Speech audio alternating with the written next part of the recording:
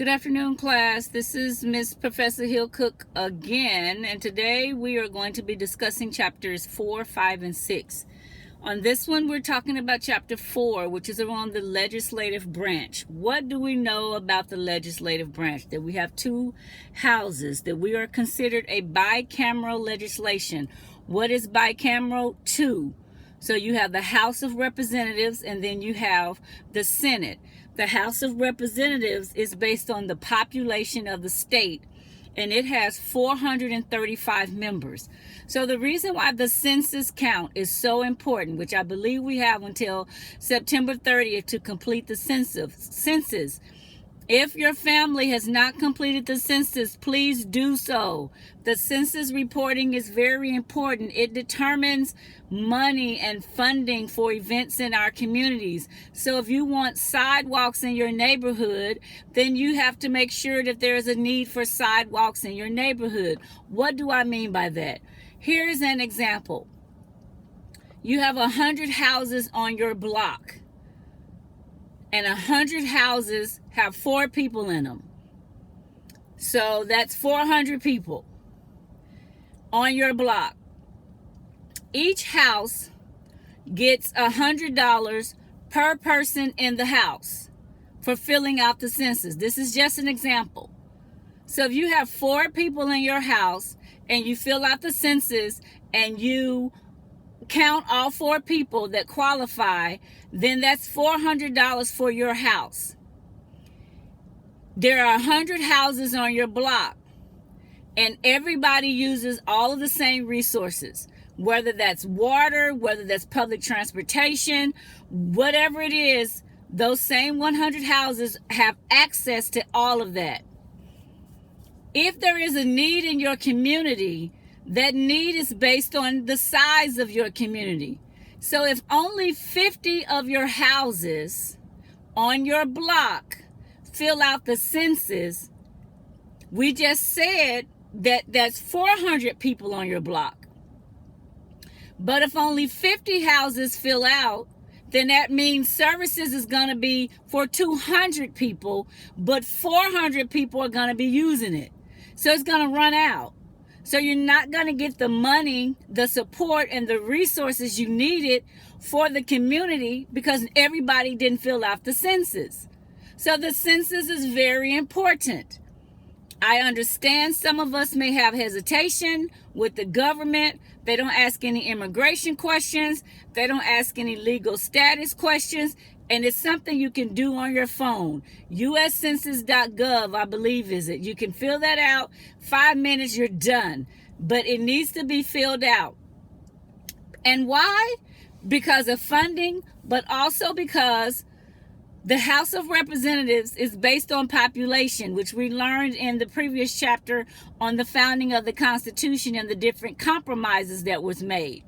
We have 435 members of Congress. Each state is allocated a number of representatives based on population. Based on population is considered and tied to the census. So if 50 of the 100 do not report that they still live there, then there is a potential for representation in a state to be reduced.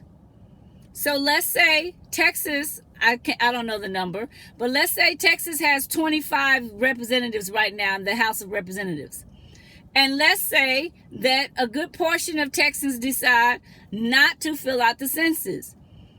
Well, then Texas would be repopulated and we will get our representatives based on the size of our population, even though we may have more people, but we didn't fill out the census. So we will lose representation in Congress, and another state where their people were a lot more active and participated, they will get more representation. So the census carries a lot of importance, and I know this past year, if you've paid any attention, they've talked about it, they've made it be this bad demonic thing. It's really not. It's a matter of making sure that the communities that need the most assistance are counted and that resources are provided. So our House of Representatives is 435. As we know, our Senate is 100, 2 per state. Now, there's been a lot of talk lately about whether or not that should still be the case.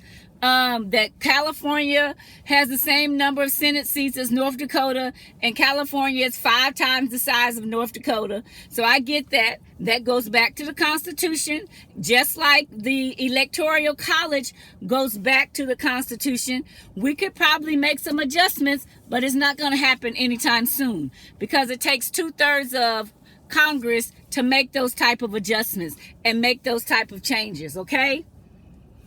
So what are some of the requirements to be a representative? You have to be at least 25 years of age, have lived in the United States at least 7 years, and you're a legal resident of your state. So you would have to be a legal resident of Texas if you want to run for a representative of the state of Texas. The one thing I don't like about the House seats is that they are up every 2 years. So in all honesty, a member of Congress that's a member of the House is usually running for re-election every year. So we have the election now in 2020, right? They get sworn in January of 2021. By the end of January, by the end of 2021, they're already running for the next election, which is in 2022. So how much time do they really have to commit to doing the things we need them to do if they're always campaigning? That's just always been a question I've had. Nobody can answer it for me, so I don't know. The Senate is considered the upper house, and the Senate has 100 seats, 2 per state. You have to be at least 30 years of age, have lived in the United States for at least 9 years, and you have to be a legal resident of the state in which you're elected to represent. Now, the Senate seats are 6 terms. So their terms are 6-year terms. So and the reason they did that, each state, and most of the times, the 2 Senate seats per state are never up at the same time. They wanted to have it be on a rotational every 2 or 4 year basis so that a whole new group of people wasn't coming in at the same time. Now, in theory, that made sense because you want to have some continuity of how you do business. But I also think that there should be term limits on our representatives and our senators. They should not be in office, in my opinion, for 40 and 50 years. It should not be the case. There ought to be a term limit, 5 terms or 2 terms or I don't know, 3 to, I don't know what the magic number is, but I know that if you've been in Congress long as I've been an adult, then that's a problem. So if I'm 52 and you've been in Congress since I could first vote, I'm going to say you probably need to find you another job. But that's just me. So you have the 2 houses, the Senate and the House of Representatives. So Congress consists of 535 members. What do Congress have the power to do? Make the laws. That is the role of the legislative branch, is to legislate. A lot of us are wondering, oh my gosh, what can Congress do about the president? Well, one side of the House of the Congress tried to do something when they did in articles of impeachment back in January and impeached the president. But what happened was the other side of Congress, the Senate, did not hold up its duty to hold the president accountable for the crimes in which he had committed and the articles in which he was impeached for. So our Congress is only as good as we force them to be.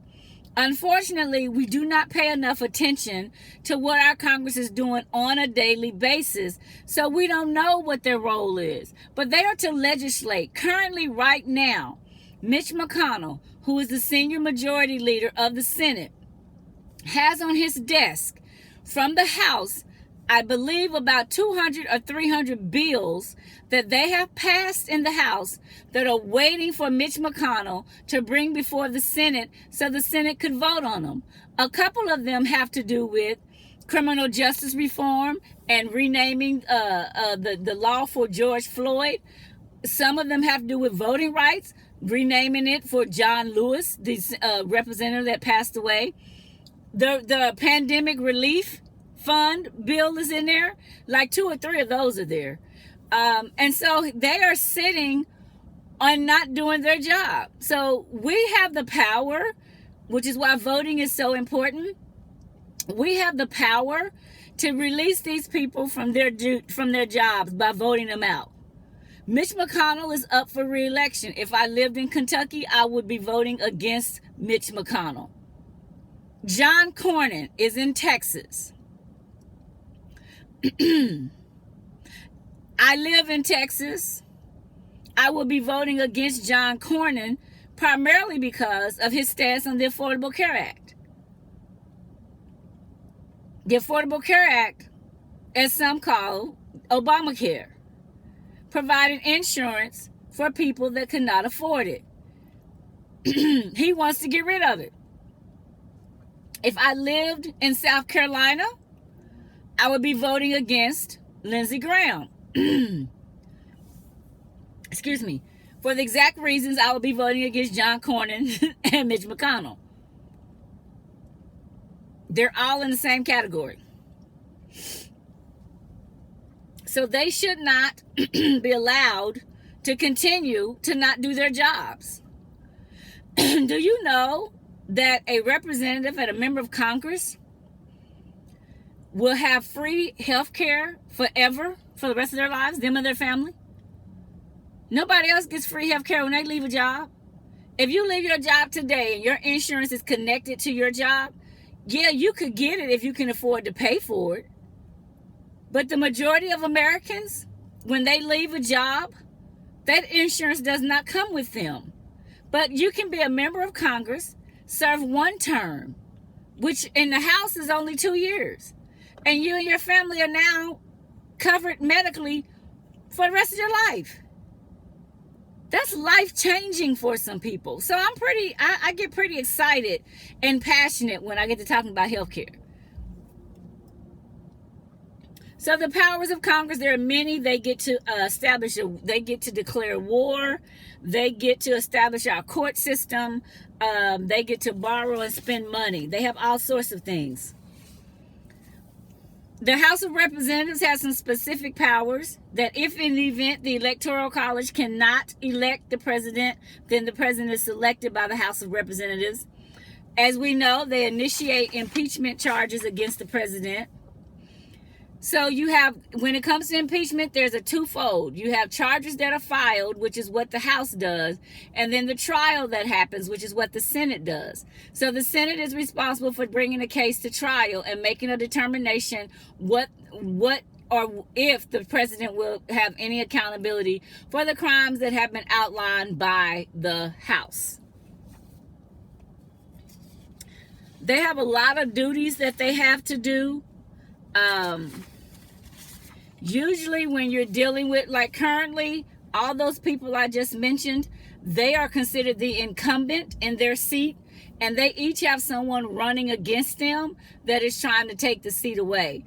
Normally, your incumbent has a lot more power and a lot more name recognition, and all of that helps them to get reelected because it's easy to raise money.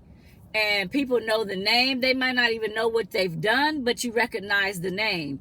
And so if you're voting, you see a name and you recognize and you just keep voting for the same person, all of that person is not doing anything that's helpful to you and your family. They also have different ways in which they can raise money and things of that nature. So in the Senate, each side has a leader of the party. On the Senate side, Mitch McConnell there are more Republicans in the Senate than Democrats. So the Senate has the majority of Republicans. So Senate Majority Leader is Mitch McConnell from the Republican Party. In the House of Representatives, there are more Democrats in the House than Republicans. Thus, the Speaker of the House is Nancy Pelosi. So Nancy Pelosi is the Speaker of the House because the Democratic Party is in the majority in the House. In the Senate, they can kind of make up rules as they go along, as we see they're doing right now, as it relates to the Supreme Court nomination. If they ever have to vote on something and there's a tie, then the Vice President of the United States breaks the tie. In the House, the Speaker of the House, Nancy Pelosi, you hear about all these different committees: Judicial Committee, Committee, Finance Committee, Ways and Means Committee, all of these type of committees, transportation. In the House, the Speaker of the House delegates who will be the chairman of those committees. And when you're the Speaker, it's normally your party that is in the position of leadership when those positions become available.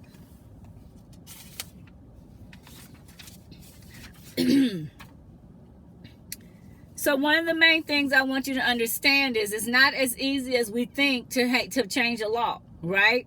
We should know that, because it takes people going to before the committee to present their case, to say why we should make this change. Then they have to agree on it in the committee. Once it comes out of the committee, then it goes before the whole House or the whole Senate, where they debate it all over again and they come up with different things. I want you to pay special attention in your book to how a bill becomes a law. Because what happens is that, let's say something is voted on, let's say something is voted on in the House, and they pass legislation in the House. The pandemic relief bill passed legislation in the House. It now goes over to the Senate. What should happen under normal times is that the Senate would then take up the bill, see if they liked it, if they wanted to make any changes to it, and then they would vote on their changes and then send it back to the House for the House to agree with the changes the Senate made. And if they do agree, then both houses will both vote on it, and then that's how it becomes law and the president signs it. But we can't have two competing bills out there at the same time. If the House has voted on a bill and it passed, and the Senate has voted on the bill and it passed, and they're not the same, it doesn't really matter. So the House could get on TV and say, we passed this all day. The Senate can get on TV and say, we passed this bill for this. But if the two bills are not communicating and they're not in agreement, then we're not going to get any relief as the American people. So it is our job to force our elected officials to do their job. And they have not done that in a while, in my opinion. So make sure you read up on how a bill becomes a law. It's real simple. In terms of the ABC Schoolhouse Rock. If you just watch that, I'm Just a Bill sitting here on Capitol Hill. If you just watch that a few times, you can understand the process. So our Congress has not done a very good job of representing we the people. We the people have more power over our Congress than we think, because we can call them, we can send them emails, we can send them text messages. If you really want to see something changed on a national level, call your representative and call your senator. And it is the exact same thing in your state government, because you have state senators and you have state representatives. So if you're not happy with what's going on in the city of Mesquite or the city of Dallas, what's going on with this coronavirus, and whether or not people should be able to go back to work, or whether or not we should wear masks or not, then who should you talk to? Your local representatives. And so those people, our legislators, are there for us. But we have given away our power because we don't show up to vote. Texas is not necessarily a red or blue state. Texas is a non-voting state. Texas had the highest number of eligible people to vote, that could vote, that did not vote. So if we would just increase our turnout in numbers of people that are eligible to vote, to actually show up to vote, we could make some really good changes in the state of Texas. And so how do you do that? As I told you on the first video, early voting. Registration ends on October the 5th. Make sure your registration is up to date. Make sure you know where your polling place is. Make sure you have not been purged off of the voting rolls, because they are doing that in several states, Texas included. I know personally people whose names mysteriously was not on the voter registration when it came time for them to go and vote, but they had been there before.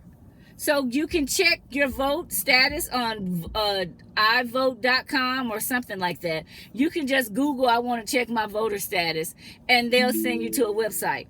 And so in doing that, it gives you the opportunity to make sure that everything is good before registration closes, and then you know what you have to do on election time. As I stated, Texas has early voting starting on October 13th, and it goes to October 30th. In Dallas County, you can vote anywhere in the county. It doesn't have to be your direct polling place. So that shouldn't be a deterrent. It's also open on the weekends. So if you work during the week, you ought to be able to get there on a Saturday or a Sunday if it is important to you. If it is important to you, you will make a way to show up at the polls so that your voice is counted.